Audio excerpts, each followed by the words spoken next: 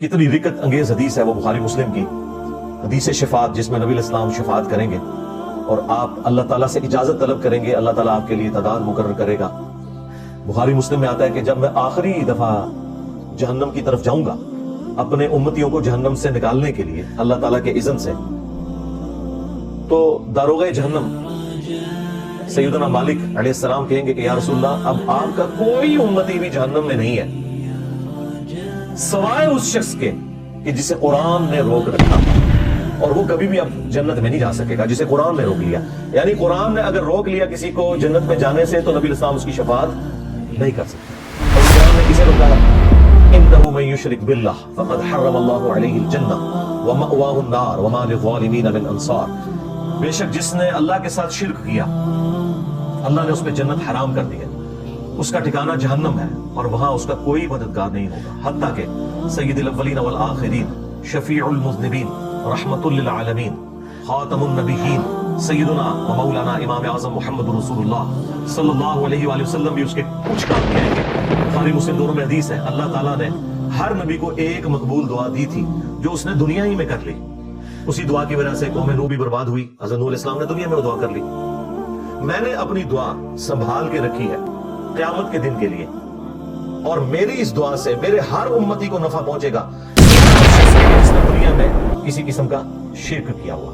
शिर्क is the most sensitive issue in the sight of Allah. एक तो आपको बड़ा शिर्क नजर आता है ना, इय्याका नअबुदु व इय्याका नस्तईन के हवाले से, कि कोई शख्स इबादत में, सजदे में, नजर न्याज में, कुर्बानी में, दुआ में अल्लाह के सिवा किसी और हस्ती को शरीक कर दे। वो अल्लाह का प्रोटोकॉल है कि अल्लाह ही से मांगे।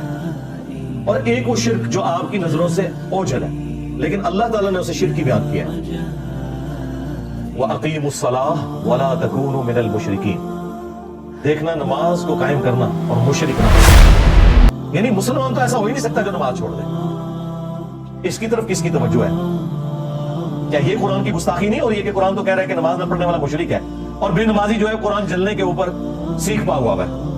तूने तो प्रैक्टिकली कुरान को जला दिया हुआ है, नमाजें छोड़कर, कुरान की तालीमात छोड़कर। फिर सही मुस्लिम की हदीस कि बंदे के कुफ्र और ईमान, शिर्क और इस्लाम के दरमियान फर्क नमाज है। फिर सही मुस्लिम में हदीस अब्दुल्लाह इब्न मसूद कहते हैं कि नबी इस्लाम के मुबारक जमाने में अगर कोई शख्स बीमार भी होता था ना और दो बंदों के सहारे वो मस्जिद में आ सकता था, तो वो मस्जिद में आके नमाज पढ़ता था, कहीं उसे मुनाफिक शुमार ना कर लिया जाए।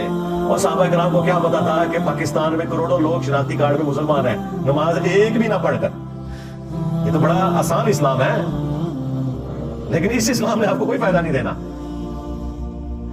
जामिया तिर्मिज़ी में हदीस है, नबी सल्लल्लाहु अलैहि वसल्लम ने फरमाया कि हमारा और मुनाफिकीन का अहद नमाज की बुनियाद के ऊपर कायम है, जिसने नमाज छोड़ दी उसने कुफ्र किया। और जामिया तिर्मिज़ी में हदीस है, अब्दुल्लाह बिन शकीक ताबी कहते हैं कि सहाबा इकराम ने रिदवान तारिकुस सलाह के सिवा किसी की तकफीर नहीं करते थे, यानी वो नमाज छोड़ने वाले को काफिर समझते थे।